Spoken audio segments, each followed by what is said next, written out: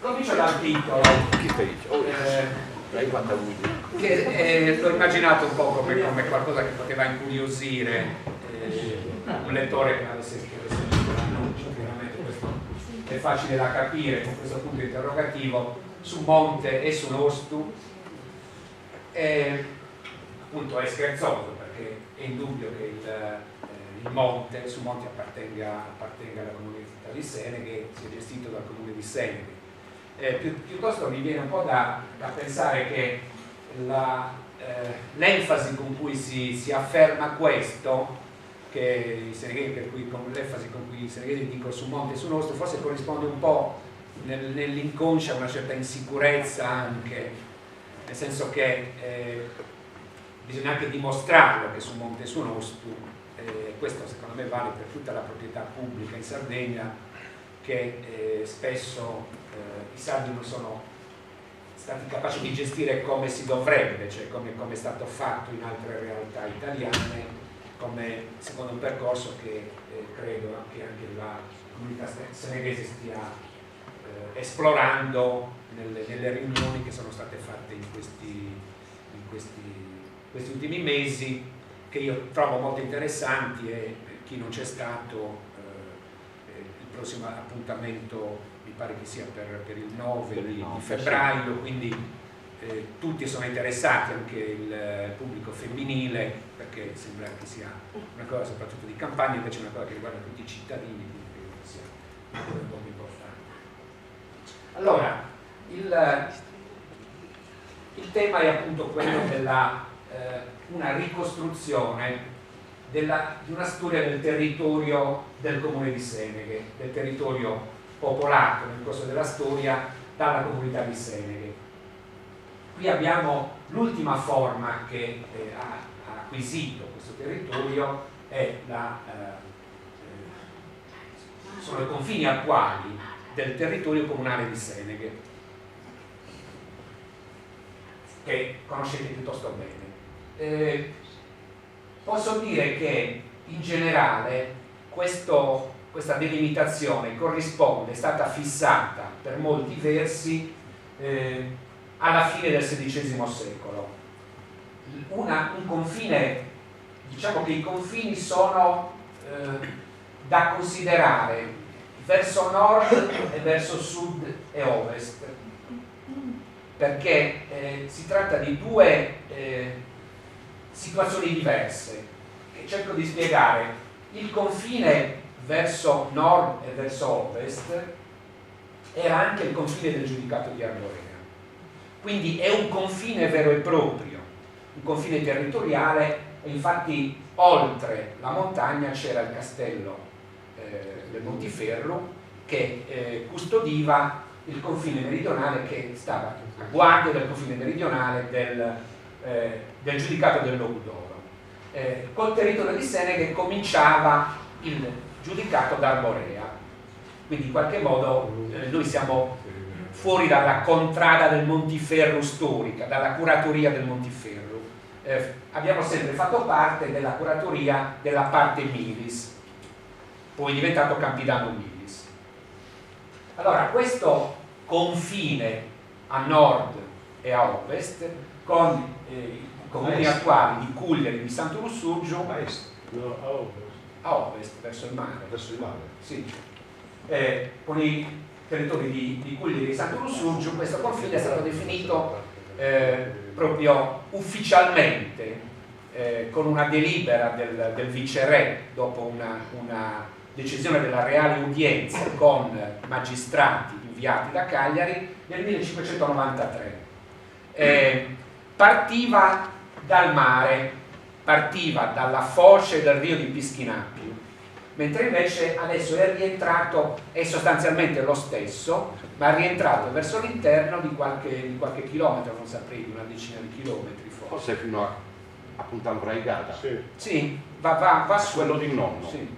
Comunque è sempre lungo il Rio di Pischinapiu, poi continua anche adesso fino a Madancone, dove appunto finiva il confine tra Seneghe e Cugliari e iniziava il confine tra Seneghe e Santo Lussurgiu.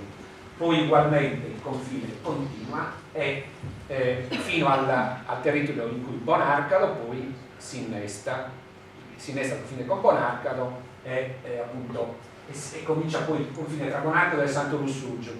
Del resto dei confini, il resto dei confini è stato definito successivamente, è stato definito nel corso dell'Ottocento, perché non era importante definire il confine con Arbolia, con San Vero Milis, con Milis e con Bonarcado, perché in qualche modo si faceva parte della stessa realtà amministrativa, economica e sociale. Far parte della stessa parte durante il giudicato di Arborea e poi successivamente col marchesato di Oristano significava essere praticamente in una stessa realtà, cioè con diritti condivisi, cioè in qualche modo si spartivano diritti sul territorio. Ecco, quando io dico su Monte su Nostu, punto interrogativo, in realtà voglio anche dire che la storia non è sempre stata uguale, che la storia del nostro territorio, delle nostre cose cambia, è cambiata molto col tempo, cioè non dobbiamo farci l'idea che ci sono delle cose di lunga durata che rimangono più o meno stabili, per dire certi modi di lavorare, ci sono cose della struttura amministrativa eccetera che cambiano, e per dire nel passato su Monte non fu di su nostri come lo intendiamo noi, cambiano i modi con cui noi dobbiamo concepire le cose, per dire godere il territorio, tutti i vassalli, così li chiamavano, oggi li chiameremmo cittadini perché non siamo più vassalli, del territorio della parte Milis, per dire potevano portare le loro bestie a pascolare in tutto il territorio, cioè il seneghese quando qui non aveva pascolo, se ce n'era in Campidano della parte Milis lo poteva portare lì. Allo stesso modo il narboliese o il milese o il bonarcadese, se aveva bisogno di legname e non ne aveva, e aveva bisogno di ghiande, veniva nel Monte di Seneghe e aveva diritto di farlo. Questo per dire che i modi di concepire il rapporto col territorio, i diritti che si avevano, era tutta una struttura diversa che io cercherò di ricostruire nel modo migliore possibile, vedendo l'evoluzione attraverso i secoli, perché cambiano tante cose, cambia il rapporto degli uomini con un'autorità, cambia il rapporto con il territorio, il modo di concepire il territorio, le relazioni sociali, eccetera. Ecco, poi appunto queste cartine che sono anche poco visibili, è difficile, però volevo darvi un'idea proprio sul monte.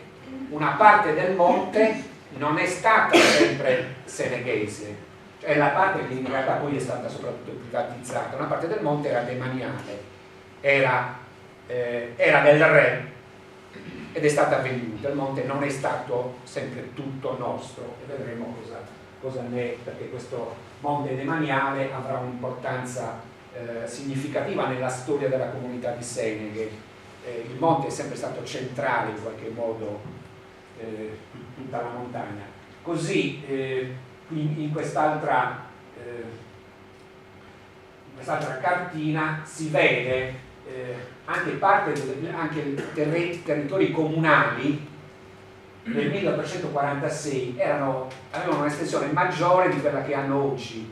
C'è una parte dei terreni che nel 1946 erano ancora comunali, poi sono stati venduti dal comune, perché la tendenza della politica ufficiale era quella di cercare di abolire la proprietà demaniale e comunale, cioè la politica, quando si parla delle leggi che sono state fatte sugli usi civici dallo Stato italiano, sono leggi fatte per abolire gli usi civici, solo che erano talmente radicati nella tradizione, nella consuetudine, nell'abitudine delle persone, che sono rimasti e poi in qualche modo sono stati anche tutelati soprattutto dalle regioni. Allora, cominciamo appunto il racconto di questa vicenda del territorio. Io vi esporrò il punto a cui sono arrivato io nelle mie ricerche che ho fatto in questi anni, a cui mi sono dedicato e che diciamo sto cercando di concludere.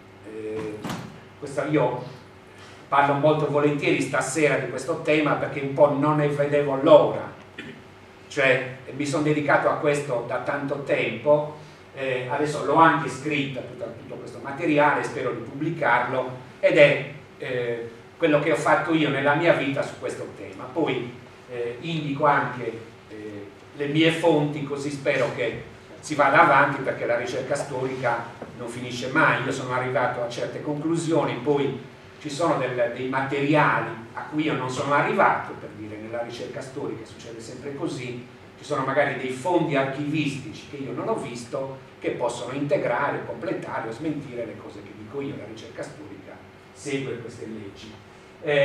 Allora, contrariamente a quanto io pensavo quando ho cominciato a occuparmi di questa materia, su Seneghe c'è tantissimo scritto che si può leggere, su cui si può ricercare per ricostruire la nostra storia. Ci sono le cose che sono rimaste scritte, quelle purtroppo assai poche dell'età giudicale. In quel caso dobbiamo cominciare dal Condaghe di Santa Maria di Bonarcalo, dove compare per la prima volta il nome di Seneghe. Siamo intorno all'inizio dell'XI secolo, dopo il 1000, quando appunto viene donata una proprietà che è anche un piccolo villaggio, quello di Milispizzinnu, viene donato da una giudicessa, dalla moglie di un giudice, ai monaci di Santa Maria di Bonarcalo. Milispizzinnu intanto Milispizzinnu fa parte del territorio di Seneghe. La chiesa è una delle chiese che rientrano sotto il governo della parrocchia di Seneghe, anche se adesso credo che le chiavi le abbiano i milesi, che l'abbiano riscoperto loro, Milispizzinnu, ma storicamente il territorio di Milispizzinnu è confluito nel territorio della comunità di Seneghe. Poi, dopo il Condaghe, ci sono i documenti raccolti nel codice diplomatico della Sardegna. Uno di questi è appunto il trattato di pace del 1388 tra Eleonora d'Arborea e il re d'Aragona. In quel trattato di pace abbiamo i primi nomi di seneghesi, a partire li ho segnati, questo dal Maiore, che poi diventerà, questo titolo passerà che si chiamava Troisco Manca. Troisco è un tipico nome di quell'epoca, come Barisone, Torlotorio, eccetera, e poi gli altri, diciamo, alcuni cognomi si sono perpetuati di più, altri di meno. Poi l'altro materiale che io ho usato sono le registrazioni del demanio regio, in sostanza, i registri in cui venivano registrati soprattutto gli appalti dei beni del re e delle rendite pagate dalla comunità che dipendevano direttamente dal re, direttamente dal sovrano. Siccome Seneghe è in quella categoria, si trovano documenti appunto di quanto rendevano i beni, così come si possono trovare documenti su quanto rendeva la decima ecclesiastica. Tutte queste sono fonti molto utili. Poi ci sono gli atti notarili. L'arte notarile esiste in Sardegna dall'età giudicale. Di quell'epoca però purtroppo non è rimasto nulla. I documenti notarili cominciano ad essere più frequenti, diciamo, dal XIV secolo in poi, dalla presenza aragonese e poi spagnola. Diciamo che diventa un materiale molto più serio, importante, a partire dall'istituzione della tappa di insinuazione di Oristano, cioè quando i Savoia creano un archivio degli atti notarili. E in quel modo, appunto, dal 1739 si ha una serie completa degli atti notarili, quindi si è tranquilli. Si ha materiale anche precedente, per dire, per noi un fondo importante sono gli atti del notaio Cadello. Sono 10 volumi di atti notarili, appunto, di questo notaio, che era il padre del famoso gesuita, che ha operato tra il 1714 e il 1740, quindi della vita seneghese di quegli anni noi sappiamo tantissimo, tutti quelli che hanno fatto ricorso. Poi abbiamo notizia di altri notai dei secoli precedenti e anche atti notarili conservati, per esempio del notaio Cossa. Poi ci sono gli atti processuali, anche quelli sono molto significativi. In molti atti processuali ci sono degli spaccati di storia sociale importante. Ne ricorderò solo uno, un atto processuale molto importante, quello è sui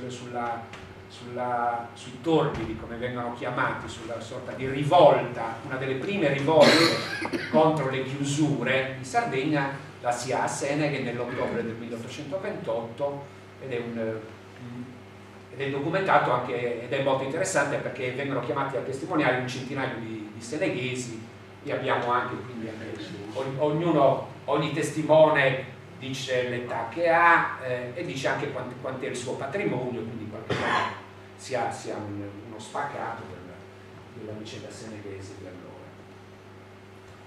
allora. Ho messo prima una rapida inquadramento cronologico per sapere, per quel che serve, insomma, del popolamento del nostro territorio, l'idea che più o meno mi sono fatto in base alle cose che ho letto, alle cose che sono state pubblicate. In particolare c'è qualche studio specifico, è stata fatta anche una conferenza, mi pare l'anno scorso, per quanto riguarda il nostro territorio, la presenza di emergenze archeologiche nel nostro territorio.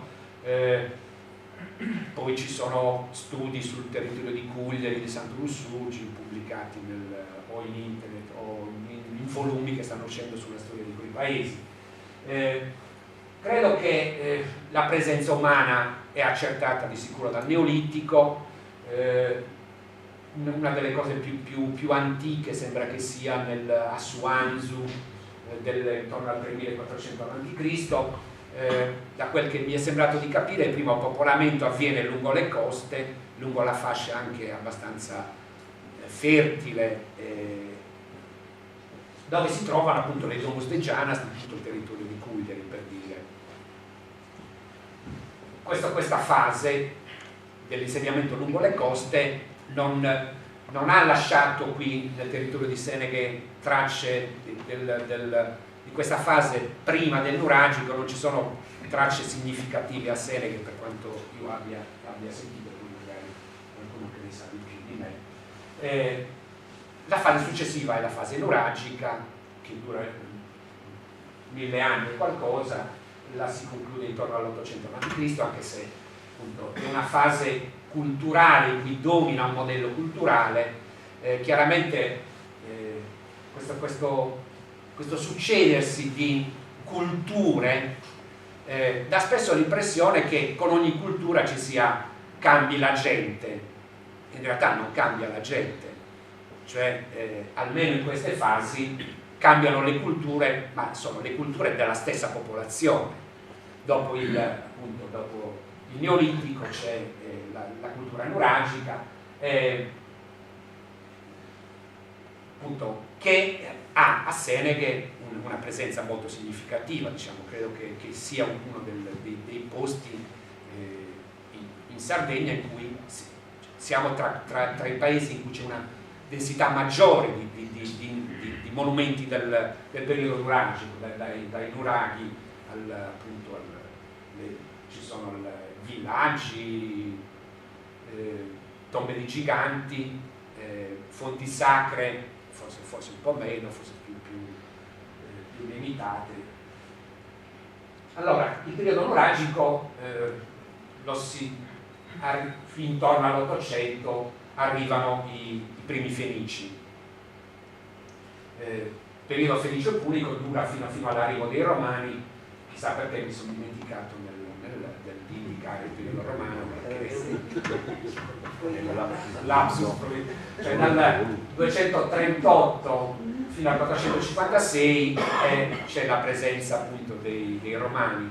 Io appunto li metto in una certa continuità, civiltà fenicio-punica e romana, che hanno una notevole durata e hanno lasciato certamente tracce significative, anche se diciamo nel nostro territorio la ricerca archeologica è stata praticamente inesistente.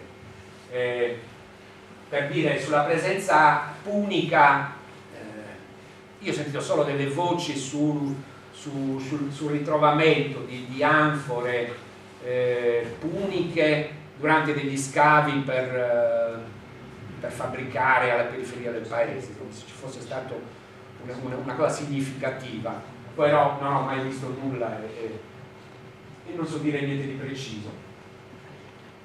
Sulla presenza romana ci sono tracce più importanti a Barilli. Banzos è un toponimo che dovrebbe indicare ugualmente forse il riferimento è proprio a una villa che c'era in quella zona. Può darsi che nel nostro territorio ci fossero alcune ville, una presenza di attività agricole, di latifondo, chissà.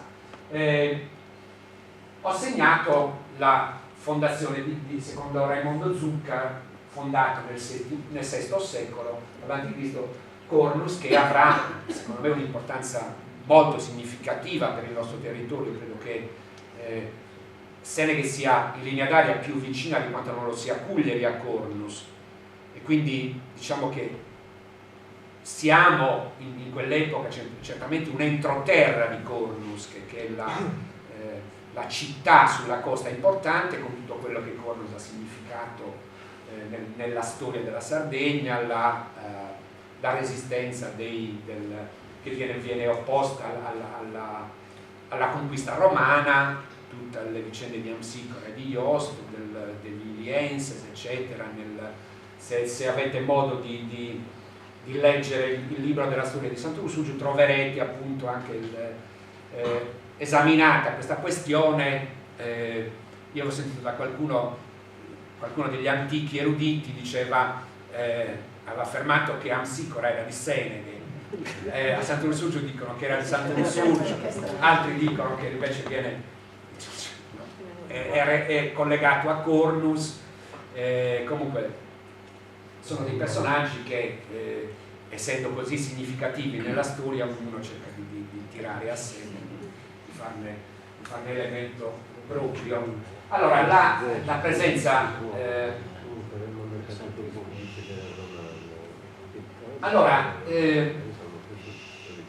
dato che mi soffermo un attimo su questo,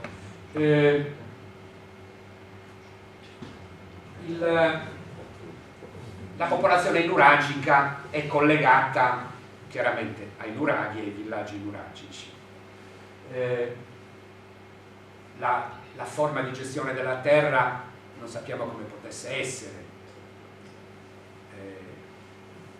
Non possiamo dire che ci fosse una gestione collettiva o una gestione privatistica, perché non abbiamo elementi per ognuno si può fare l'idea che preferisce, possiamo pensare che fosse più comunitaria, ma chissà. Con le civiltà più avanzate, quella punica e quella romana, soprattutto con i romani, la proprietà privata è già un elemento centrale nella civiltà romana.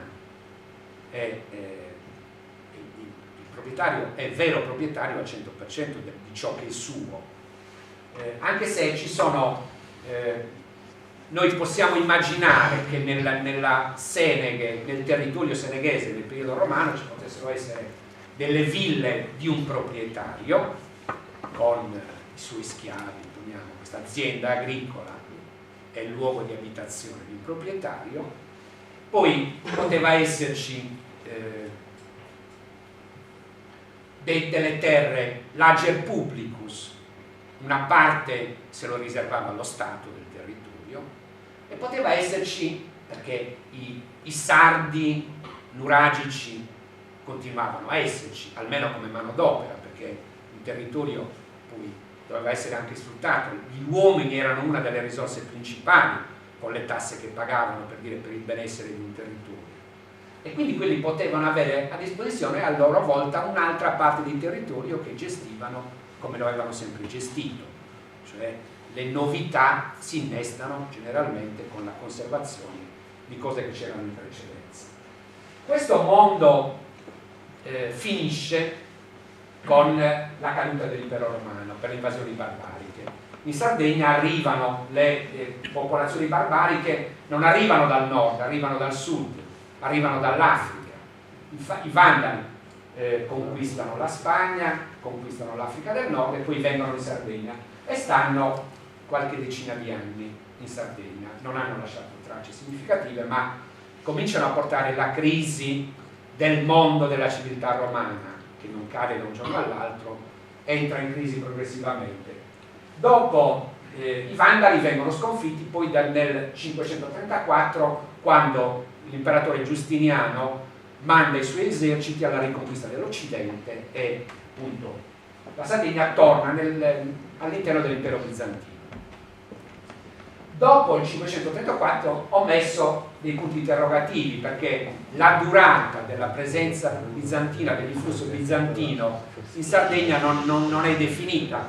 La durata dell'impero bizantino si lega all'origine della Sardegna giudicale. Quando sono nati i giudicati? Quando è che entra in crisi la presenza bizantina e la Sardegna diventa totalmente indipendente, diciamo così? La Sardegna si dà dei propri, cioè ci sono dei re sardi, 4 re sardi, prima uno solo, poi 4 re sardi, e questi sono dei sovrani totalmente autonomi. Questo è un processo che è avvenuto in questi anni nel corso del Medioevo e che appunto dipende dal fatto che si fa il vuoto in qualche modo intorno alla Sardegna. La Sardegna è circondata da nemici che sono gli arabi, che cercano soprattutto nel corso dell'VIII secolo di conquistarla, la assalgono diverse volte, non la conquistano, trovano una resistenza significativa e alla fine si arrendono e la lasciano, perché forse non la lasciano stare, e diciamo in Sardegna si formano i giudicati che la Sardegna esce come dalla vicenda del Medioevo, del primo Medioevo, dell'Alto Medioevo, come si dice, con una sua immagine definita, ha delle istituzioni politiche, ha un suo sistema giuridico che poi troverà la sua codificazione nelle carte di Logu. La carta di Logu di Arborea è una delle 4 ed è quella che è diventata più importante perché poi è stata estesa a tutta la Sardegna. La Sardegna ha una propria lingua, ha una propria cultura, i sardi escono dal Medioevo come una delle civiltà europee, piccola ma completa, un individuo storico che esiste per qualche tempo, insomma.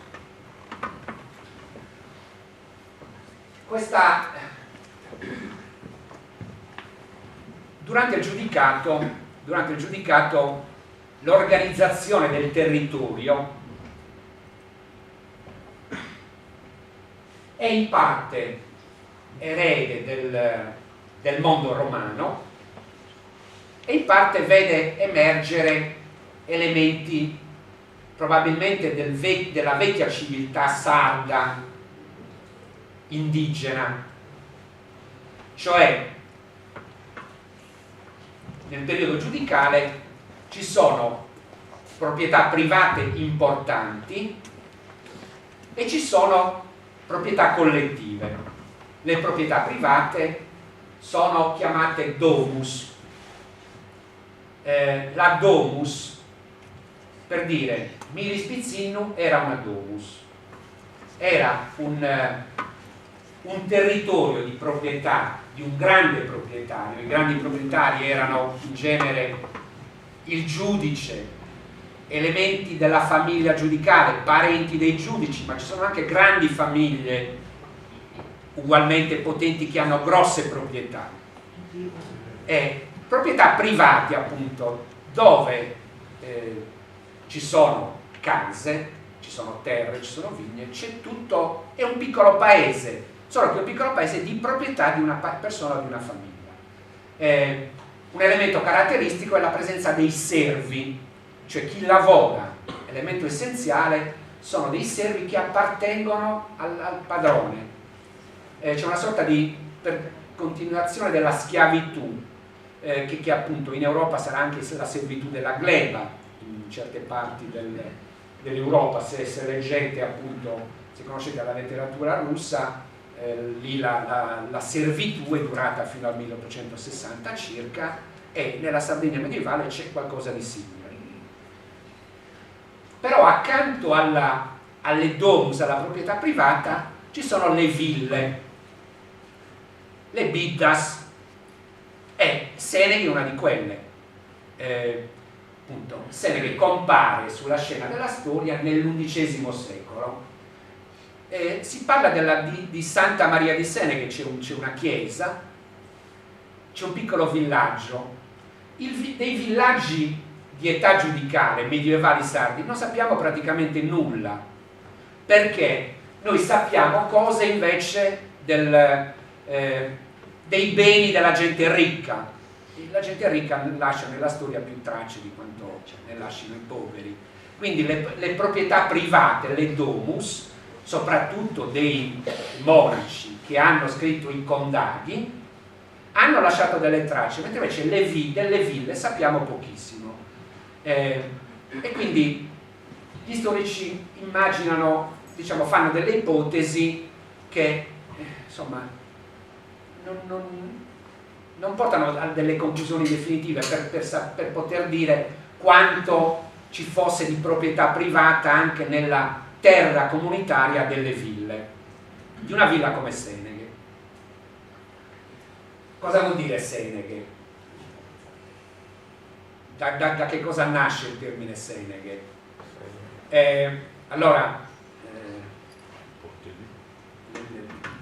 L'interpretazione dei toponimi, dei nomi di luogo, è stata sempre molto controversa, cioè, soprattutto c'è stato un periodo in cui tutti i nomi sardi venivano fatti risalire da nomi fenici, e quella interpretazione è passata.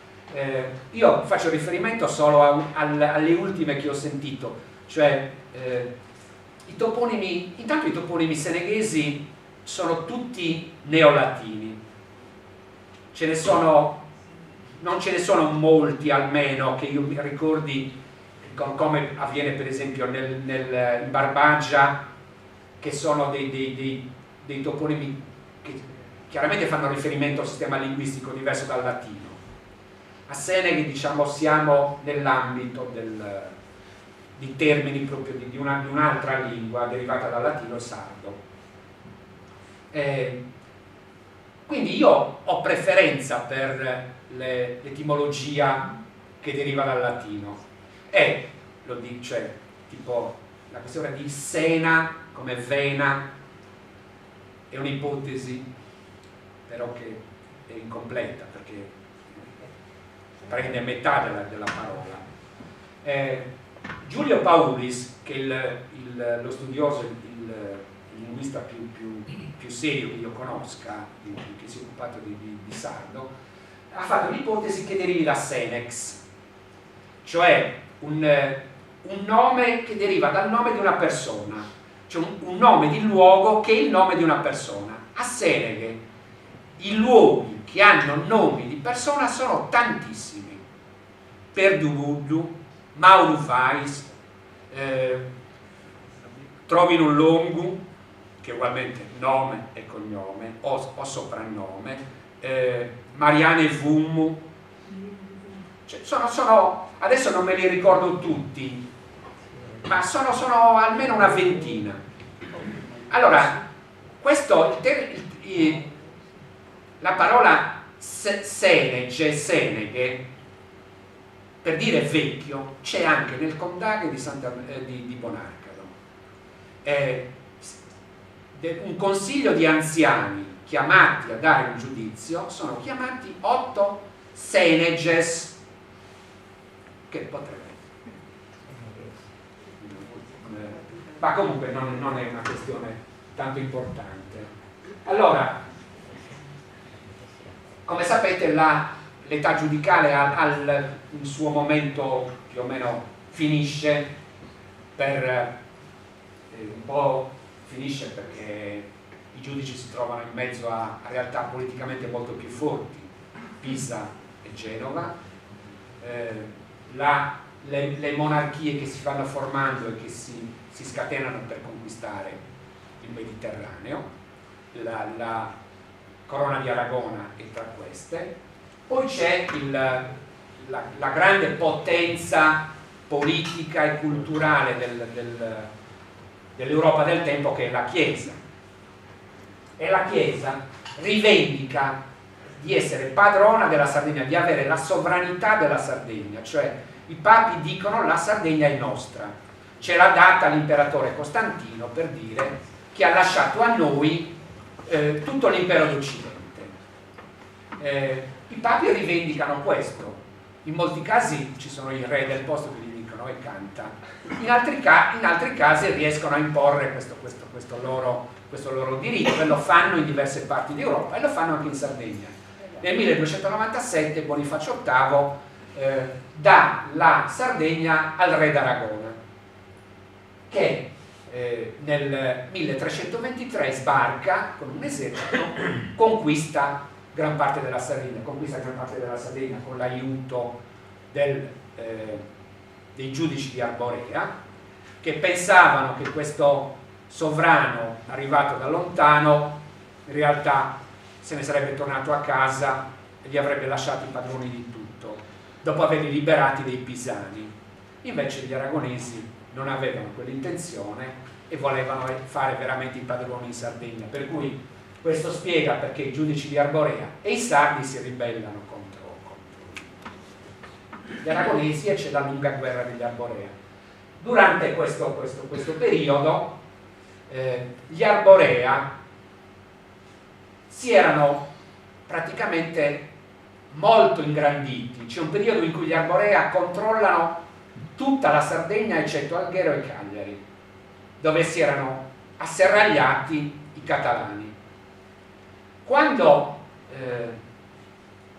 gli Arborea sono padroni di tutta la Sardegna, potremmo dire siamo noi padroni di tutta la Sardegna, cioè noi Seneghe era giudicato di Arborea, quindi aveva sempre combattuto per i suoi giudici. Di conseguenza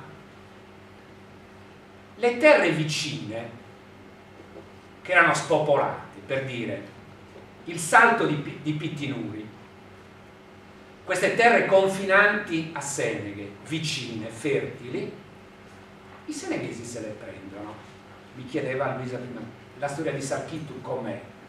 È questa, che in questo periodo in cui l'Arborea domina tutta la Sardegna, quando il confine del Logudoro è sparito, il castello non serve più a nulla, i seneghesi si spargono dove trovano posto, dove riescono a dissodare e a espandere i loro campi seminati, e praticamente il Salto di Pittinuri passa sotto il controllo seneghese. Però gli Arborea alla fine vengono sconfitti. Ho segnato prima, intorno al 1355, Mariano IV di Arborea stila il codice rurale sulla gestione delle vigne e delle terre in Sardegna. Nella Carta dei Logu voi trovate praticamente il modo di gestire la campagna sarda, che è durato fino a ieri, cioè la Carta di Lugo è stata in vigore fino al 1826 e diciamo le cose non cambiano da un giorno all'altro, il modo di molti aspetti della gestione della terra, della civiltà agricola sarda sono simili a come ancora già compaiono nel codice rurale di Mariano IV. Lo scontro tra aragonesi e Arborea finisce con la pace di San Martino nel 1410, quando il giudicato di Arborea finisce in pratica e il nostro territorio, quello che era il nostro giudicato di Arborea, tornato nei suoi confini, col confine qui, appunto nel nostro monte, diventa marchesato di Oristano. E il primo marchese di Oristano si chiamava Leonardo Cubello.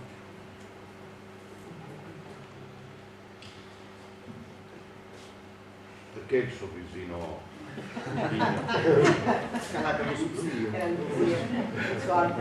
Allora, adesso riprendiamo focalizzando di più su Seneghe. Abbiamo già visto come appunto Seneghe fa parte con la crisi del giudicato di Arborea succede anche un fatto molto significativo, cioè moltissimi piccoli centri abitati scompaiono, e questo riguarda molto anche Seneghe. Molti centri della Sardegna entrano in crisi e vengono abbandonati. Nel nostro territorio c'erano di sicuro, direi io, perché si capisce dal Condaghe di Santa Maria di Bonacaro, c'era Bilispizzino sicurissimo e Ripurui, così sembra sia scritto, dovrebbe essere Zippiriu. Questa è la tesi di un valido studioso seneghese, Cicito Ponti, che si era specializzato nello studio dei villaggi abbandonati ed era anche un referente di John Day, che è uno studioso americano-francese che ha scritto le cose più importanti sui villaggi abbandonati in Sardegna. Diciamo che i paesi sardi prima erano almeno il doppio di quanti ne sono rimasti fino ad oggi, e per dire nella parte Milis nel 1388 altri adesso non mi ricordo 6 o 7 villaggi mandano i loro rappresentanti ugualmente alla pace, e di quelli poi non è rimasto più traccia. Allora, con la fine del giudicato di Arborea, appunto, noi siamo marchesato di Oristano. Il marchesato di Oristano ha una caratteristica che, come riconoscimento al valore dei sardi di questa parte che hanno resistito agli spagnoli, il re si impegna a non cedere mai a un feudatario questo marchesato di Oristano. Il titolo di marchese di Oristano rimarrà per sempre al re di Spagna, che era re di Spagna, di Valenza, eccetera, eccetera, e marchese di Oristano. Così sarà anche per i Savoia. Questa parte quindi è feudo regio, è demanio regio il marchesato di Oristano. Al di là del confine, invece, tutta la Sardegna viene data a feudatari, e la baronia del Montiferro, la contea di Cuglieri, viene venduta dal re, prima a un mercante, poi passa ai Zatrillas. Ramon Zatrillas diventa appunto il primo Zatrillas, che è conte di Cuglieri. I Zatrillas, appena hanno in mano la contea, vanno a guardare i confini e dicono: il Salto di Pitinurri appartiene a noi, e quindi fuori i seneghesi. E dal 1421 comincia una lunga causa. Le questioni di confine, come sapete bene, in Sardegna sono spesso causa di scontri anche violenti, perché uno ha seminato, si disconsenta, entra un altro e ci sono anche omicidi, eccetera, eccetera. Comunque, i seneghesi non sono talmente, i Zatrilla sono una potenza, hanno avuto anche dei viceré, per cui non sono in grado di resistere per cui alla fine saranno costretti ad abbandonare. sono costretti ad abbandonare, allora cercano sfogo, perché i seneghesi, un altro fatto, sono sempre stati molti, cioè nel 500 Senega era uno dei paesi più popolosi del marchesato di Oristano. Io credo che questo derivi anche dal fatto che quando ci sono state tutte quelle guerre, quegli sconvolgimenti, quegli abbandoni di villaggio, Senega fosse un rifugio. Anche la presenza di tantissimi cognomi che poi sono scomparsi, la presenza di persone che vengono da diverse parti della Sardegna a Seneghe, secondo me è un indizio del fatto che è un posto un po' di confine, con il monte alle spalle, in una popolazione impaurita,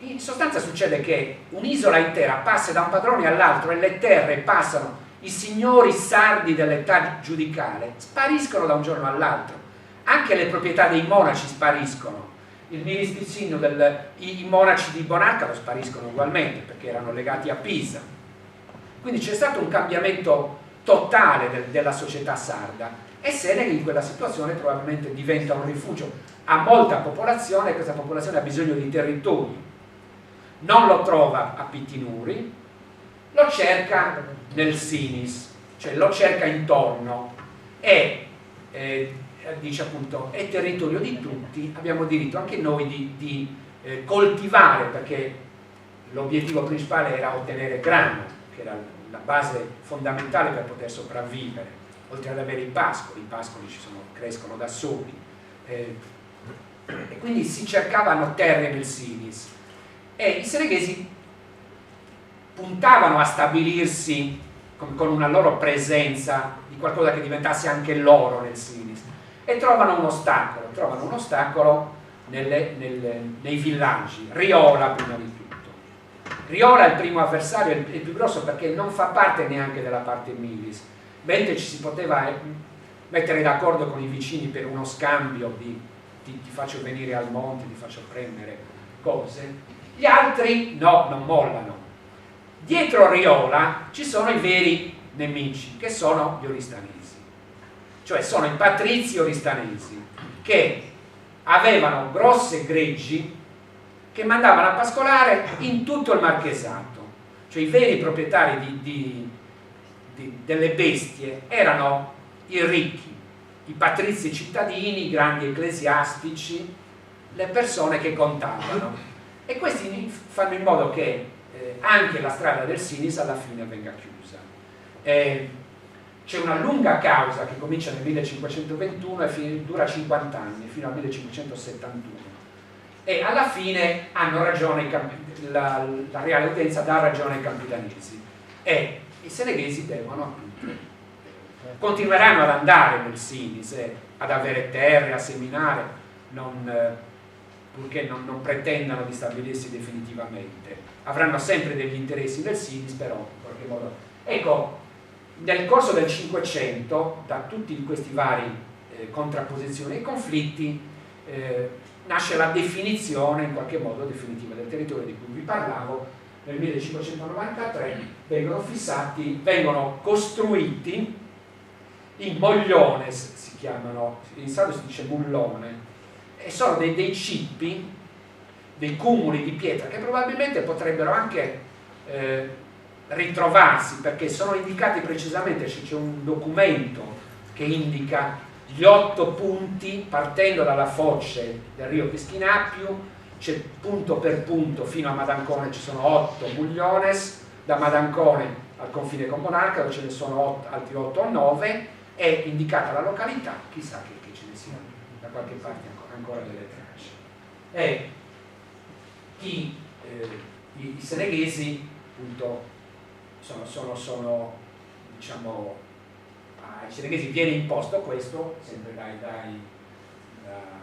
dal signore che era allora padrone della baronia del Montiferro, Don Angel Satriglias, che in quell'occasione stava a Sant'Ursullo. Allora, la situazione di Seneghe, del territorio di Seneghe, in età, diciamo, con la fine del giudicato, con la sistemazione nel periodo del Marchesato, è più o meno simile a quella che c'era nell'ultimo periodo giudicale, appunto la proprietà dei signori sardi delle domus è sparita. La proprietà privata, cioè c'è stata pestilenza, carestia. Il trattato del 1410 dice che la nazione sarda era sul punto di estinguersi e per questo ha accettato di fare la pace. In questa situazione è come se si ricominciasse da capo, ogni villaggio ha il suo territorio e lo gestisce collettivamente con le sue forze. Come è l'organizzazione del territorio un po' simile a quella che c'è che è descritta nella Carta dei Logo, in sostanza. C'è il villaggio col suo maiore che fa anche un po' da giudice nelle cose minori, gestisce appunto l'ordine pubblico, raccoglie anche le tasse per passarle al re. C'è il villaggio, attorno al villaggio ci sono la prima cintura di un villaggio come Seneghe è quella dei prati, pardu, pardos. In Seneghe ce ne sono di vari tipi e colori, c'è spardunietto, c'era pardegliosso e pardu desuba, pardu maiore, Montighevardi che ugualmente fa riferimento a un pardu. I prati erano dei terreni che erano destinati ad accogliere i giovi di buoi che andavano a lavorare nei campi e poi venivano riportati nel paese, o servivano anche a nutrire gli animali che erano presenti. Non erano molti, c'è un censimento dei bovini del 1602 conservato all'archivio storico del comune di Oristano. A Seneghe ci sono 397 vacche, 200 di queste sono di un unico proprietario, per dire, come i pastori fossero in genere cumbonarzos, cioè lavoravano per altri, portavano al pascolo bestie di altri. Ecco i prati, le vigne attorno, che erano prati e vigne, erano gli unici terreni recintati in sostanza. Nella Carta dei Logo c'è tutta una serie di prescrizioni per la chiusura delle vigne, per conservare bene la chiusura delle vigne. Al di là delle vigne, nella Carta dei Logo nel Medioevo si parla pochissimo di oliveti. Gli oliveti arrivano a Seneghe soprattutto nell'Ottocento, vedremo dopo com'è la situazione nel 1850. Poi c'è il territorio da seminare. Le terre da seminare sono quelle terre della vidazzone. Gli abitanti di questo periodo quanti sono? Allora, nel 500 dicono i seneghesi che sono più di 2000, e la cosa è credibile perché quando si va a osservare i libri dei battesimi, agli inizi del 600 nascono 50-60 bambini all'anno, c'è una natalità piuttosto alta e questo dovrebbe corrispondere. Chiaramente i documenti sono spesso lacunosi, per cui comunque quello dicono nella causa. Diciamo appunto poi c'è il territorio collettivo della vidazzone, cioè la campagna è tutta aperta,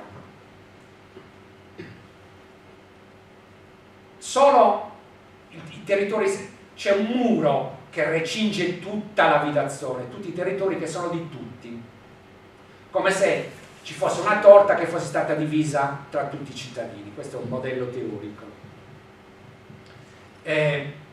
Nessuno può chiudere la sua parte. Chiaramente tutti si mettono d'accordo per arare nella stessa area, in modo da poter difendere con un muro tutta quell'area. Un anno si semina in un posto, poi si semina in un altro posto e l'altra parte rimane a pascolo, viene chiamato pavarile.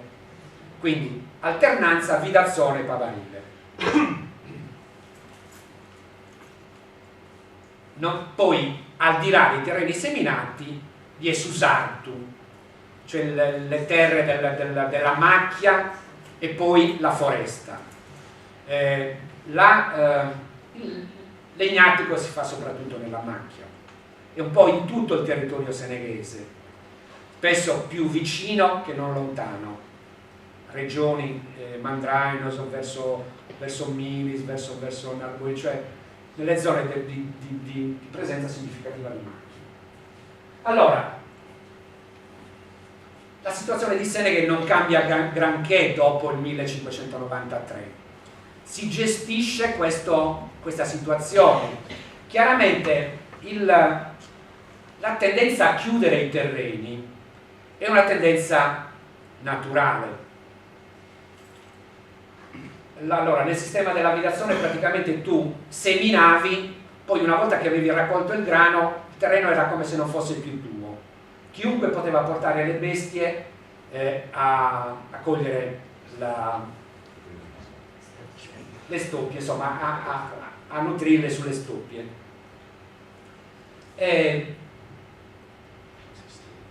Questo sistema, allora adesso ho perso un po' il filo.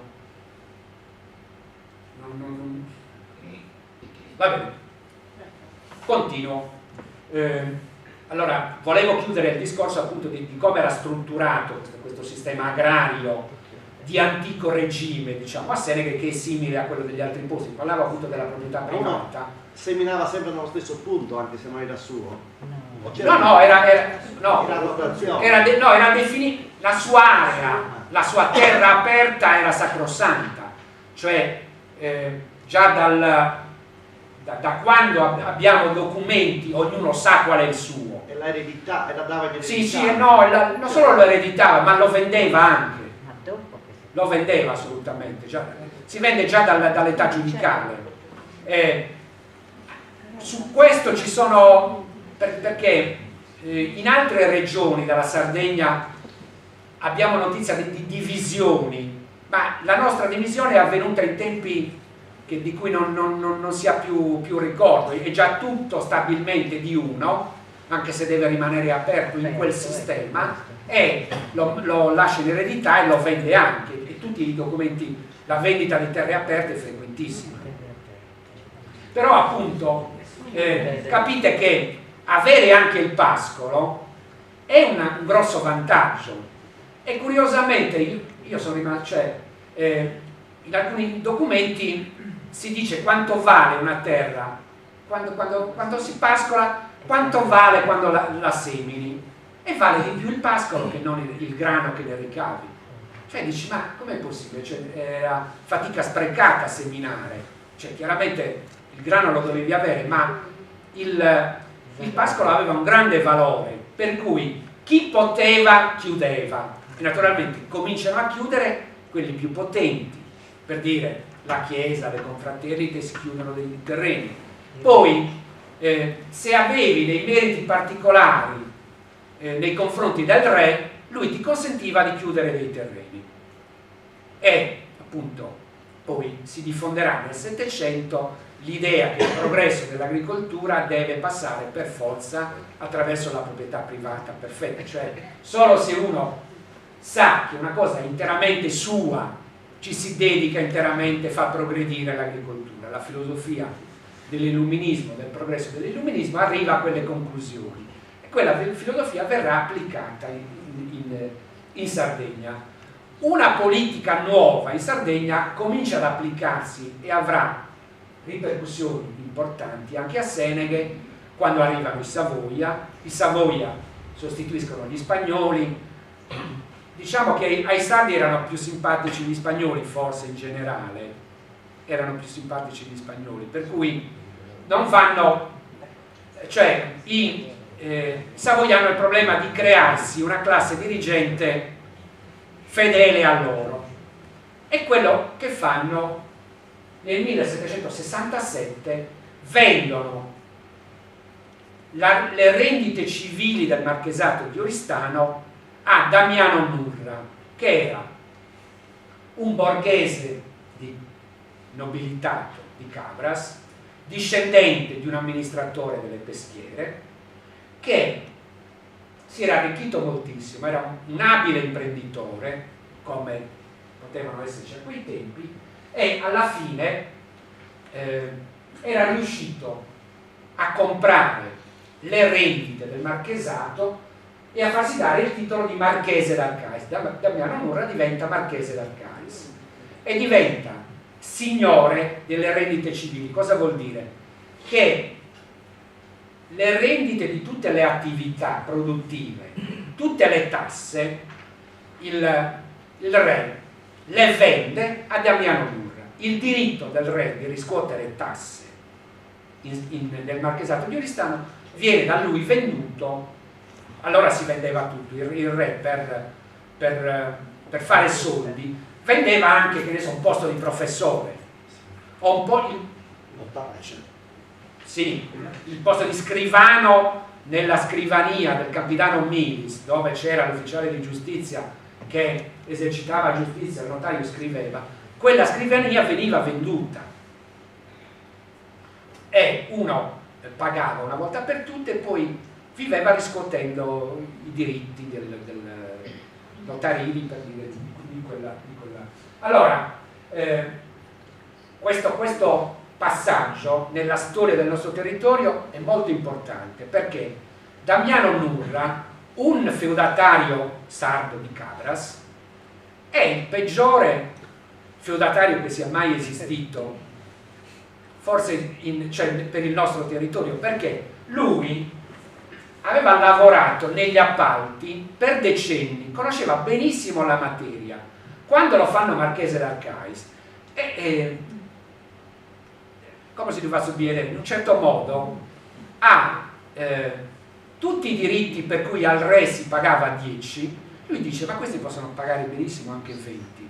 E praticamente, per dire, c'era gli ordi corte, cioè tutti quelli che seminavano dovevano dare uno starello, un moglio di grano al re. Erano esentati quelli che non avevano le forze economiche per farlo, ma il principio era che tutti gli abitanti di un villaggio avrebbero dovuto pagare. Quando il diritto entra in tasca sua, lui impone a tutti di pagare, anche a chi non semina. Questo provoca una ribellione fortissima della gente e diciamo dal 1768 cominciano le cause dei villaggi dei tre capitani contro il marchese d'Arcais. Lì ci sono volumoni di atti nell'archivio di Stato di Cagliari che raccontano di questa contesa che durerà fino alla fine del marchesato d'Arcais. In sostanza è una contesa che non finisce mai e che ha un suo momento culminante nel 1794. Voi sapete, i motti di Gio Maria Angiovi sono motti che hanno poi un carattere fortemente antifeudale. Una delle zone in cui questi movimenti antifeudali hanno avuto una manifestazione prematura, poco nota purtroppo, perché si parla sempre del Sassarese, mentre i primi motti antifeudali sono nel Campidano di Milis, dove nell'estate del 1794 San Vero Milis e Bonarcado insorgono, demoliscono i muri delle tanche, dicono tutto deve tornare a tutti, tutto deve essere diviso tra tutti. C'è una specie di piccola rivoluzione francese con degli slogan che somigliano ai molti contadini dell'estate del 1789. E a Seneghe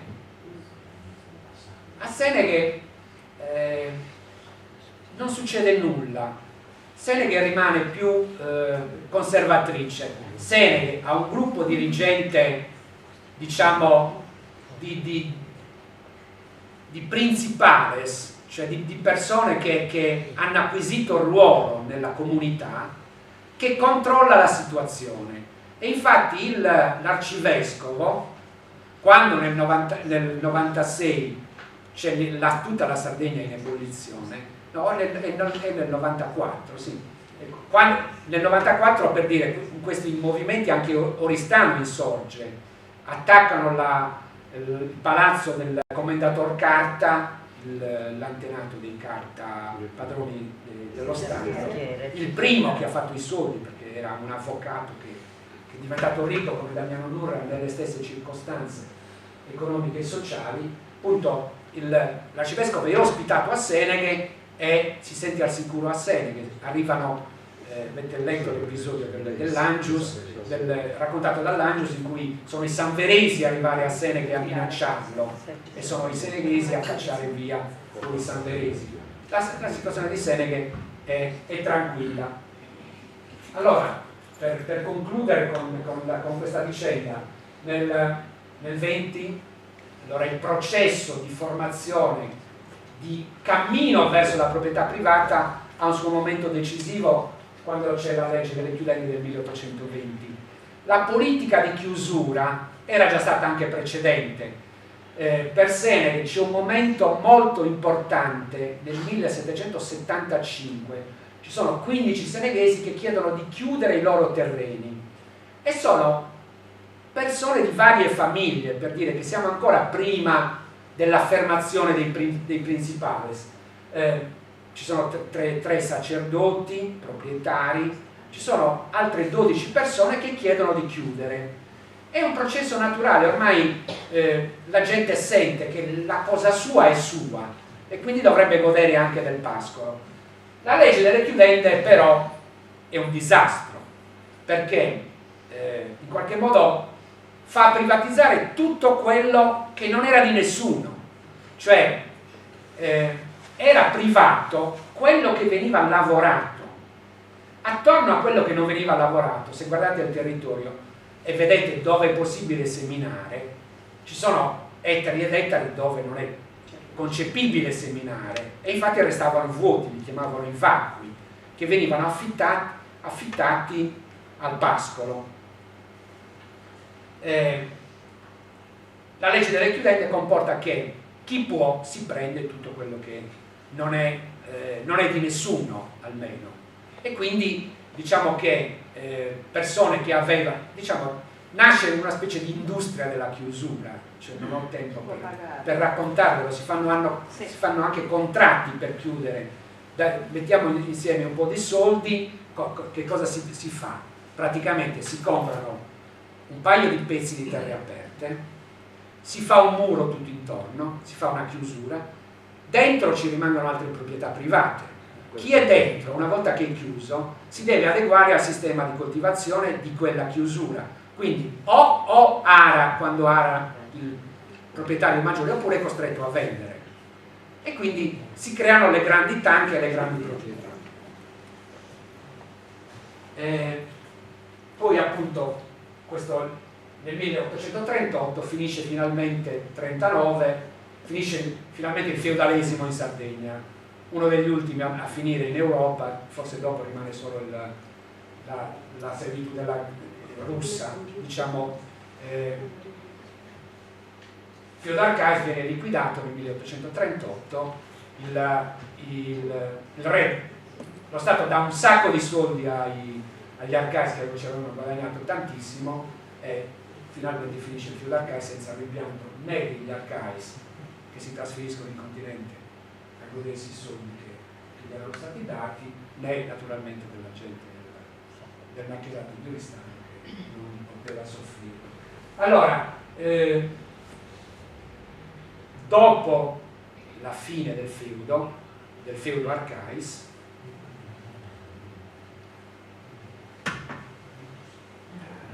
finisce un'altra cosa di cui finora non vi ho parlato, cioè tra le di cui parlerò subito dopo, all'interno del territorio di Seneghe, nella campagna, nella grande estensione della campagna seneghese, c'era un territorio che apparteneva al re, e questo territorio era sul monte, si chiamava la montagna reggia di Biazu. Questa era montagna del re, come era stata probabilmente montagna del giudice, che poteva magari servire per le cacce in quel tempo. Questa zona montagnosa con foresta di lecci era praticamente nella zona che poi è stata venduta, cioè la proprietà Pili, Salaris e i lotti dei paesi. Quella zona era appunto zona reggia. Si poteva usare? Si poteva usare, si poteva andare. I seneghesi avevano diritti, avevano uso civico, potevano raccogliere le ghiande, portare gli animali al pascolo pagando però. Sì. Sosparis? Sosparis non Attorno c'era la proprietà comunale. Sosparis era comunale. Sì. Oltre a questo nucleo di proprietà demaniale, reggia, che passa a Damiano Nurra, al marchese d'Arcais, perché le rendite di queste terre passano a lui e sarà lui a gestire, finché c'è il marchesato d'Arcais, le rendite del monte, della montagna di Biazu. Oltre a questo, nel territorio di Seneghe c'è un altro nucleo che appartiene invece all'arcivescovo di Oristano, ed è il Salto di Kimbeyua. Sono 500 starelli sulle colline dove ci sono gli oliveti di Seneghe, in sostanza, tra Pascasu e più o meno la strada per Monarcalo. Anche il Salto di Kimbeyua è gestito dall'arcivescovo, che lo affitta ogni 3 anni, lo affitta in genere a seneghesi. E appunto qui ho messo ecco, qui ho annunciato queste cose: le terre collettive, la terra del re a Biazu sul monte, le terre della chiesa Kimbeyua. Poi c'è un'altra entità su Pavarili, a Seneghe c'è una zona che si chiama Pavarili. Allora, Vidazzone, Pavarile, terre arate, terre da pascolo, però Pavarile, secondo ormai un'interpretazione su cui tutti sono d'accordo, nasce come termine che indica pauperile, cioè terra riservata ai poveri del villaggio, una specie di riserva per loro. Questo Pavarile poi è stato dai poveri, è passato Damiano Nurra lo affittava lui.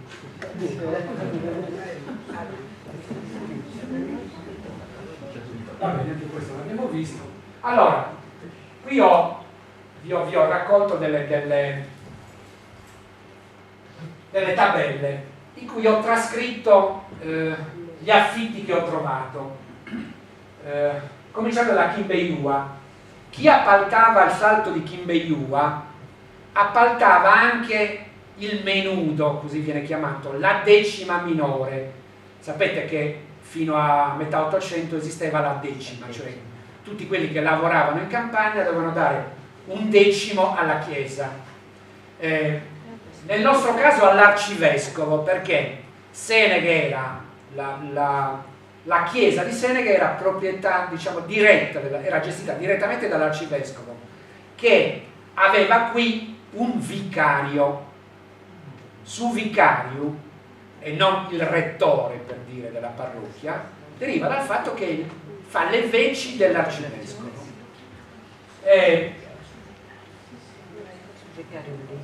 Allora, le decime, la decima del grano era la più importante, ma si pagava la decima su tutto, la decima sul lino sul formaggio, sul mosto, decima parte del formaggio, eccetera, formava parte di questo appalto. Uno appaltava sia la gestione di questo territorio, sia tenete presente che a Kimbeyua la proprietà privata era molto più diffusa, era pieno di vigne, perché evidentemente l'arcivescovo concedeva più facilmente la chiusura dei terreni, e infatti quegli oliveti, al posto di quegli oliveti nel Settecento dovete immaginarvi delle vigne. Allora, così rapidamente, chi appalta le rendite dell'arcivescovo? Nel primo caso c'è il segretario arcivescovile, nel secondo c'è l'economo regio, perché la cattedra era spesso vacante, spesso prima di nominare un secondo arcivescovo passavano un sacco di anni, perché se non c'era il titolare le rendite se le prendeva il re, quindi il re, che doveva essere lui a indicare. Poi troviamo Damiano Nurra, che conosciamo già, che fa i soldi appaltando sia le rendite regie che le rendite dell'arcivescovo. Vito Sotto, non so se a qualcuno dice qualcosa, era nipote di Damiano Nurra, è quello che ha fatto il proprietario terriero del grande portale che c'è decorato, che c'è a Donigala, uno dei più belli. Poi nel 95 c'è Don Giuseppe Carta, poi appunto un Mariotti, un cagliaritano, eccetera. Poi allora, chi è che appalta chi sono i locali che prendono in appalto queste terre? Luis Antonio Vidili era stato proprietario di questa casa, la sua famiglia. Poi Sebastiano Cattivedo, Simone Pia, Juan Maria Feura, eccetera, eccetera. Man mano, appunto, nel 1806, l'ultimo presinato, gli affitti rimangono, diciamo, più o meno stabili.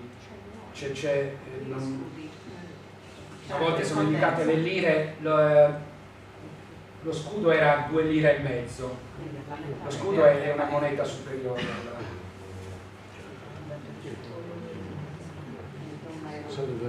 Allora, gli appalti della montagna. Gli appalti della montagna di Biagio. L'appalto più antico che ho trovato è del 1677. L'appaltatore è il patrimonio regio. L'appaltante si chiamava Sebastiano Pintus. Questo fam vicino vuol dire familiare dell'Inquisizione. Cioè in Sardegna, stranamente, dove non c'erano eretici, a parte appunto l'Arquerque che finì sul rogo a Toledo, comunque l'Inquisizione era presente dappertutto. A Seneca non solo c'erano familiari dell'Inquisizione, e anche il commissario dell'Inquisizione, che era in genere un sacerdote. Ma perché lo ricordo? Perché Sebastiano Pintus viene ricordato nel documento perché quando deve pagare, dice: io non pago perché faccio parte dell'Inquisizione.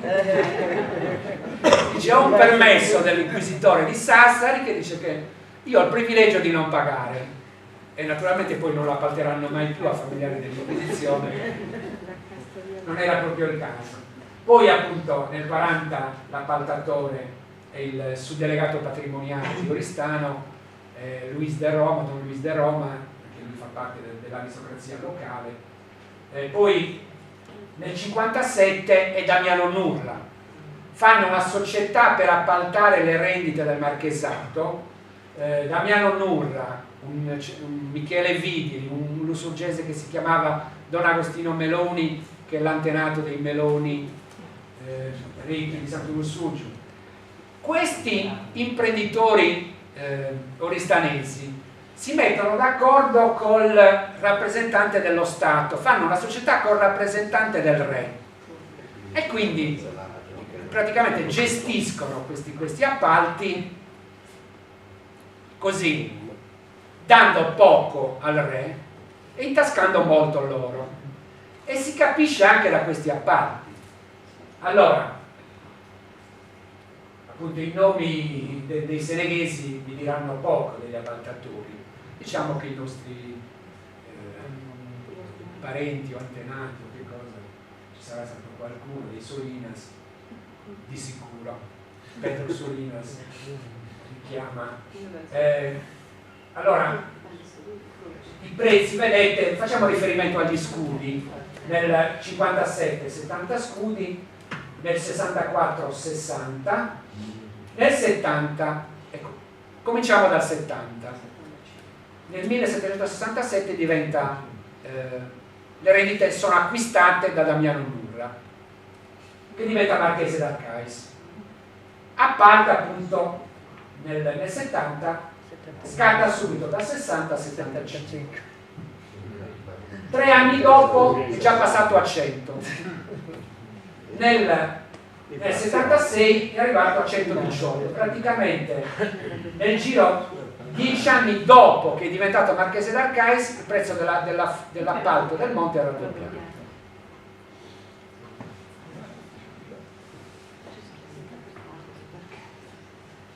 (79, 82) sono i prezzi crollano perché sono anni terribili di carestia. Tende conto sì. che non può uccidere e poi trova probabilmente altri modi cioè da quel punto in poi l'appalto del monte sarà sempre 80 scudi. Si trovano altri modi poi per guadagnare. Intanto vorrei farvi osservare 1791 Cazzedio Madao Vaccari, Vincenzo Pinna Capraro, Giovanni Cubelu Contadino. Il monte offriva varie possibilità. Nel monte si arava anche. Alla fine dell'Ottocento a che Torres veniva arato, cioè in un documento, in una delibera di consiglio comunale. Quindi c'erano varie attività che si facevano nel monte, quindi se ci sono 4 o 5 che partecipano all'appalto, rappresentano evidentemente vari settori economici, quello che vuole arare, quello che vuole portare le capre, quello che vuole portare le pecore, l'altro le vacche. Allora, diciamo che io sono stato molto colpito dopo che, in seguito a tanti appalti privati, nel 1793 il marchese Damiano Nurra muore nel 90 e quindi sono i suoi curatori, sono i tutori dell'erede che era ancora minorenne ad appaltare i terreni. E nel 93, alla fine dell'anno, il 93 è l'anno in cui comincia la rivoluzione sarda, e diciamo il comune di Sereghe è amministrato da quei personaggi delle famiglie importanti di Sereghe che poi porranno le basi delle famiglie di rilievo della comunità seneghese, che erano in genere anche persone di valore, che avevano coscienza di quello che stava succedendo. C'è l'atto del Consiglio Comunale dell'inizio del 96 in cui Seneghe propone le sue richieste a Giomaria Angiò, in sostanza, è uno dei più ricchi che ci siano, e nel 93 è la comunità, il Consiglio Comunale di Seneghe a decidere di prendere in appalto il monte.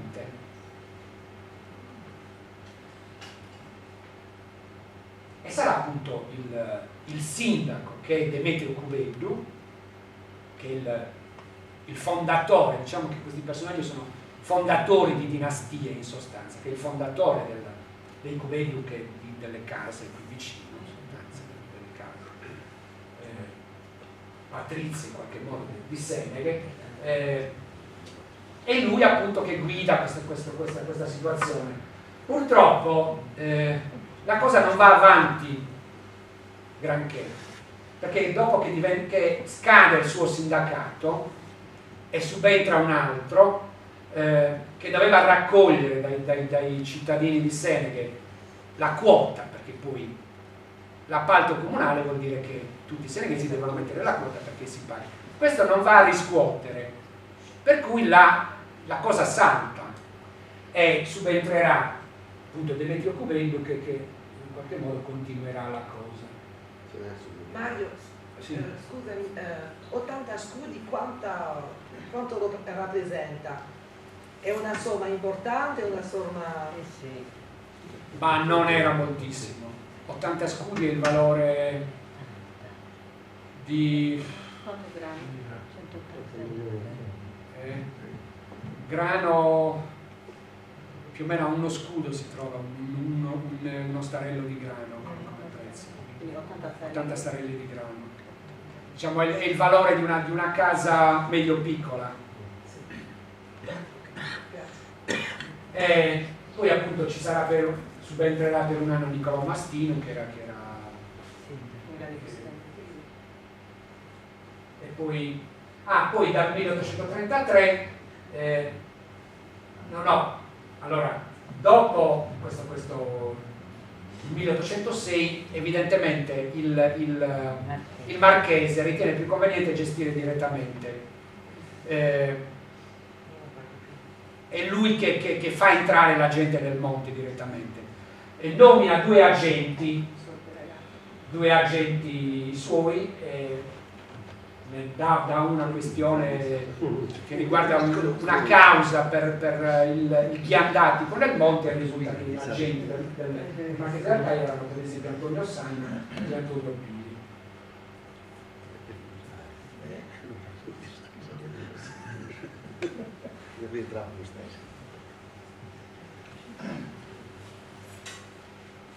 Stavo stancando.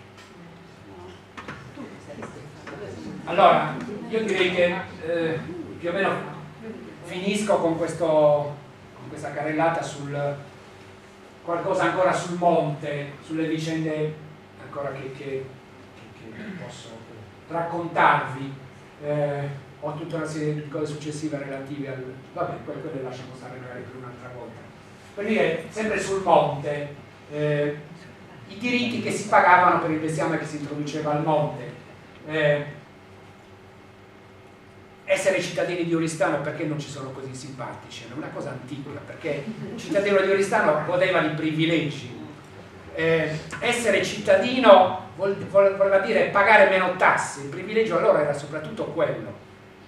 E per dire, i cittadini di Oristano, se portavano maiali nel monte e lo potevano fare, pagavano un reale, che era una cifra molto bassa, per maiale introdotto. Invece i vassalli dei tre campidani dovevano dare all'appaltatore, quindi al feudatario, un maiale ogni 10 e una pecora ogni 10, infatti si chiamava il deghino. E poi dovevano anche portarli a Oristano loro. Una pecora su 10, per le pecore i cittadini oristanesi dovevano dare una pecora ogni 20, cioè un altro nell'estate del 1794, in quel clima un po' acceso, Narbonía rivendica davanti al viceré il diritto di fare legna e cogliere ghiande senza permesso dei seneghesi. Quindi pagavano i narbonesi prima, se volevano andare a fare anche lei seneghesi. Sì, ma dovevano pagare, cioè la raccolta, la terra, andavano le ragazze in certi giorni definiti, ma lo stesso. sì. Però c'erano regole date dai seneghesi. No, non erano regole dei seneghesi, no, le regole le faceva il feudatario assolutamente. Per dire, non si tagliavano le piante non si potevano tagliare, si potevano tagliare dei rami per l'agricoltura, cioè per pali, per vigne, per fare arbitri e per lavorare in genere, di fare legnameria, eccetera. Però per dire tagliava solo il proprietario. Se voleva fare carbone e faceva carbone per la tonnara che c'era a Santa Caterina, lo faceva lui, cioè gli altri vassalli non potevano farlo. Allora però Seneghe chiede di poter godere dei diritti che rivendicano i Narboliesi a sua volta nel Sinis, e questo lo fa anche nel corso dell'Ottocento. Queste cose le abbiamo già viste. Una volta finito il feudalesimo c'è un periodo molto molto complesso. Appunto, il Consiglio Comunale si trova a gestire,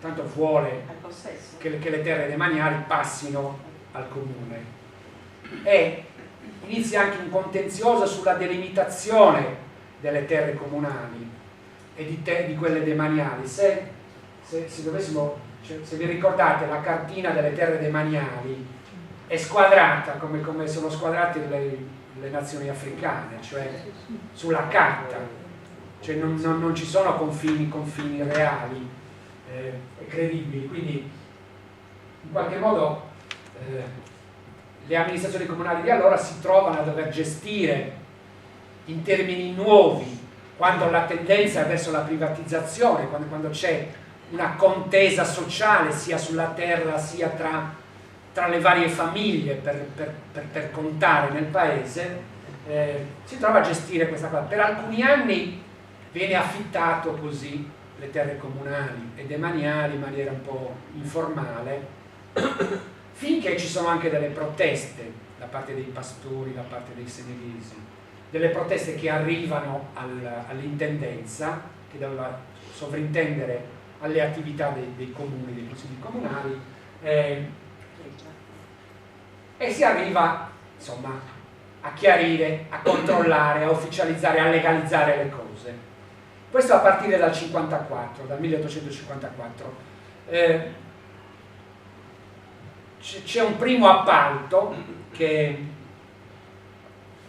è un po' truffaldino, cioè i consiglieri comunali fanno un'asta di 8 giorni e l'appaltano il 7° giorno, il giorno prima che scada, per cui arrivano dall'intendenza e dicono: ragazzi, facciamo le cose in regola, e si fanno le cose in regola. E c'è anche una competizione per il monte, c'è un'asta per il monte in cui si parte da una base d'asta di 400 scudi e si arriva a 3 volte tanto, ci sono 70 rilanci, c'è una grossa contesa tra i personaggi più importanti di Seneghe di allora, che corrisponde a un clima abbastanza acceso, avvelenato della società del tempo. Ecco, ho indicato come sono indicati allora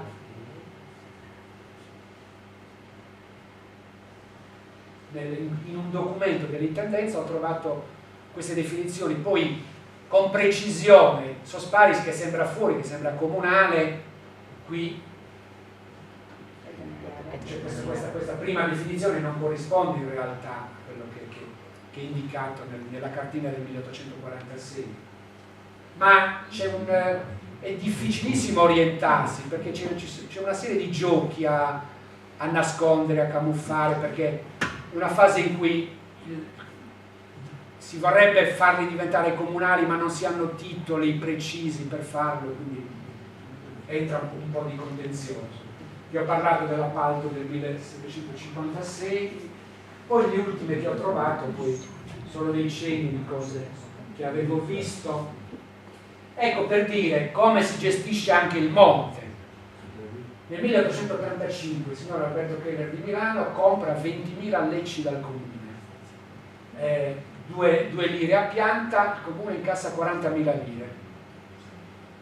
E il comune ha utilizzato il monte vendendo fino a... Vendendo il legnatico o l'albero? L'albero.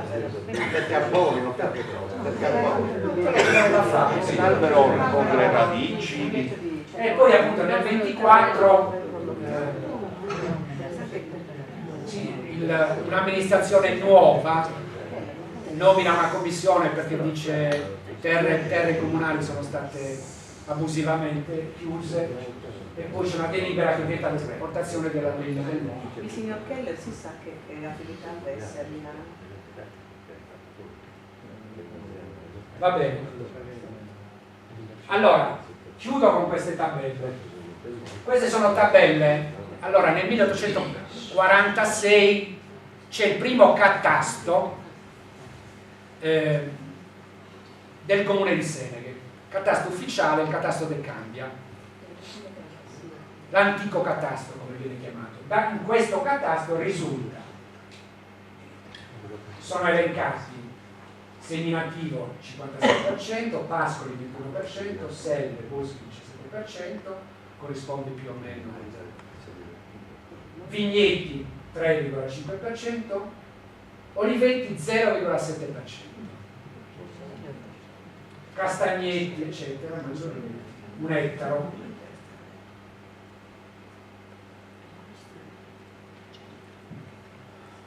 Quando è questo, scusa? 1840, intorno al 1850, no, del 46 sono le carte. Allora, è classificata proprietà comunale 1091 ettari, 19%, proprietà demaniale 412 ettari, c'erano ancora, 7%, proprietà ecclesiastica 210 ettari, proprietà privata 3.910.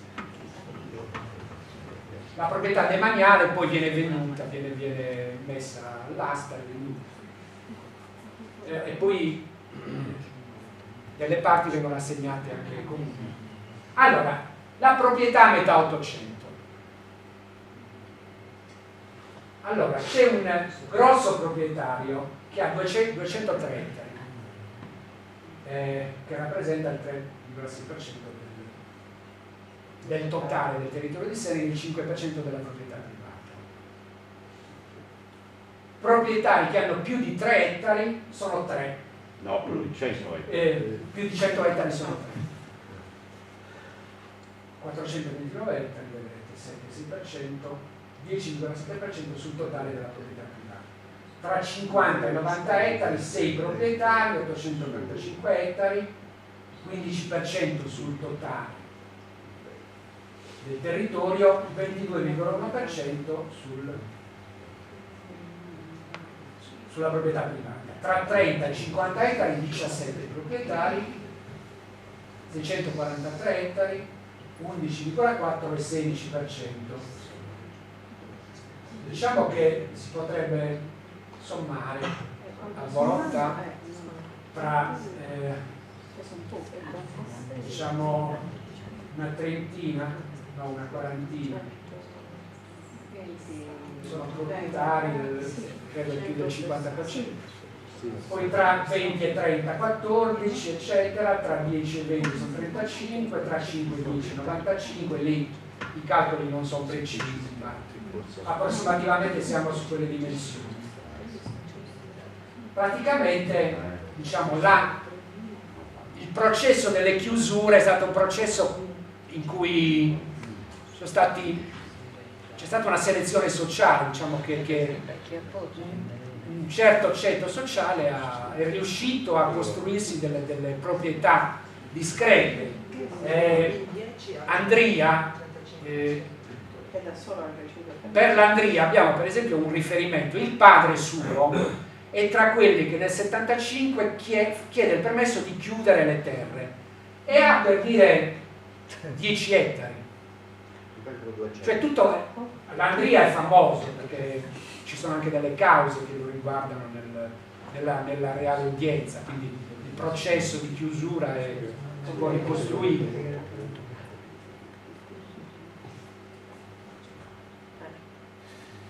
Allora, questo è un quadro invece della proprietà del 1968. Questa statistica si trova in in uno studio fatto da un sociologo americano, sociologo e antropologo americano, che nel 68 ha fatto un'indagine a Seneghe e nel suo articolo, che esiste in inglese, parzialmente tradotto in un libro italiano sul clientelismo, lui porta una tabella in cui analizza la proprietà nel 1968. Vedete ettari posseduti da 0 a 1 il 15,4%, da 1 a 5 il 39%, da 6 per 10 il 22,3%, da 11 a 15 il 10,1%. Proprietà grandi ce ne sono pochissime. C'è qualche proprietario che ha più di 70 ettari, poi qui mi è saltata, siccome è la prima volta che uso PowerPoint, è saltata la coda, ma mancano 2 o 3 righe in cui il massimo della superficie che viene citata da lui è 80 ettari, forse ce n'è uno.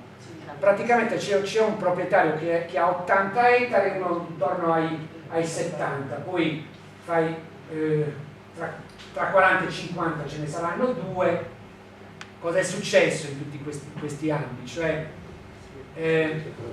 la vicenda della terra a Seneghe, credo in Sardegna, è una vicenda di grandissimo movimento, di intanto il processo della successione, perché tra l'altro nell'Ottocento si cominciano a fare tantissimi figli e a dividere tra tanti eredi, tra l'altro, e questo è il processo della... Il sistema di eredità in Sardegna è importante considerato.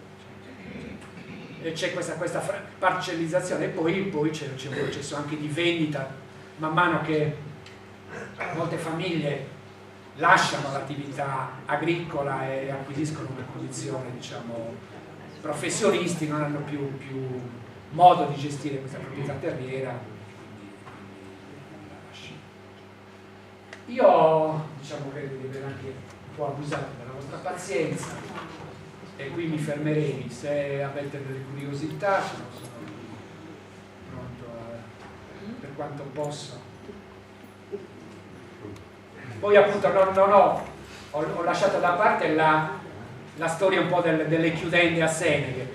Allora io poi spero di pubblicarla al più presto, perché poi la storia della rivolta per le chiudende del 1828 è anche molto bella. Sono riportate molte testimonianze in cui la gente racconta in sardo, in seneghese, quello che aveva detto quando gli avevano detto vieni a bei ambientare Sadanca di Sunottai. La lingua com'era? La lingua com'era allora? I magistrati accettano quelle testimonianze in sardo? Sì. E il magistrato era uno ristanese. La lingua seneghese era più o meno simile.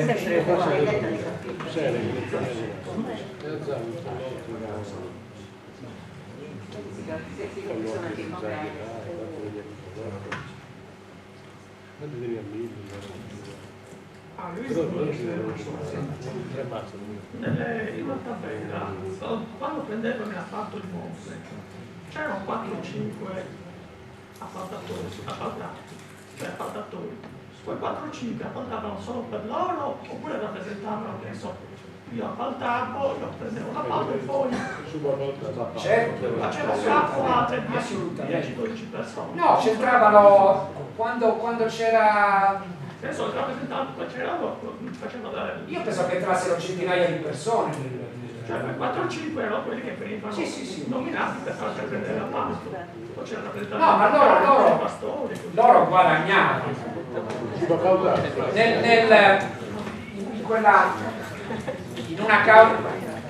In un appalto del 1850, quando l'appaltare è il comune già, c'è uno che dice che aveva guadagnato dall'appalto 5.000 lire, che era una cifra spropositata, probabilmente l'aveva sparata per venire il mal di fegato ai suoi nemici. Però quando andava bene evidentemente si guadagnava, ma si subappaltava. Faceva da subappalto, non da porta, diciamo da capo. Non li gestiva in maniera esclusiva, perché in genere questi secondo me erano anche rappresentanti di altri interessi, cioè lavoravano per grossi proprietari. Bisogna sapere che c'erano diversi rappresentanti, ad esempio, anche recentemente, dei vari stati, no? Quindi dei pastori, Nelle varie condizioni, sì. delle varie professioni, diciamo. No, è tutto molto più di interesse. Non era il rappresentante dei Mario, dei la pastori. fotografia attuale della proprietà del comune della di Sospari è solo usi civici o il comune ha la proprietà? Come va l'uso della proprietà? Il comune è titolare, intestatario Sì, nei pubblici cosa? registri della proprietà. Della proprietà. Della proprietà. Allora, l'uso civico si accompagna poi anche alla allora lì proprietà c'è privata. Anche c'è un'aspirazione. Perché passa dal demanio, poi demanio. Allora, la proprietà è del comune, la popolazione ha l'uso civico, al diritto di uso. C'è la questione del diverso modo di possedere, cioè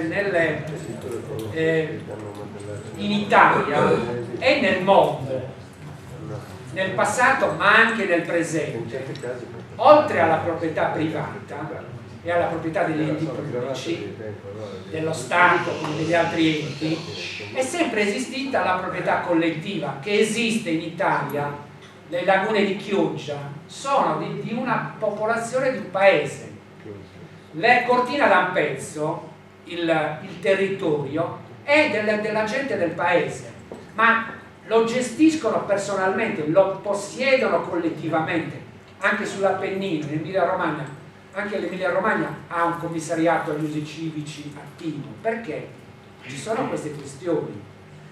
La proprietà collettiva, è un problema attualissimo, il diverso modo di possedere, perché le tribù africane, che adesso sono espropriate di milioni di ettari da dei farabutti che governano i loro paesi spesso, che sono diventati lo Stato, che si rivendono spesso a aziende straniere per mettersi in tasca i soldi, stanno vendendo la terra collettiva delle tribù.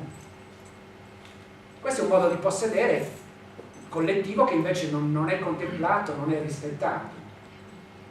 E diciamo anche in Italia si sta cercando di regolamentare, di contemplare anche questa cosa. Che non si può vendere essendo di una proprietà collettiva, comunque sia non Sì. dire che non di nessuno, perché tutti una Certo, di nessuno, certo.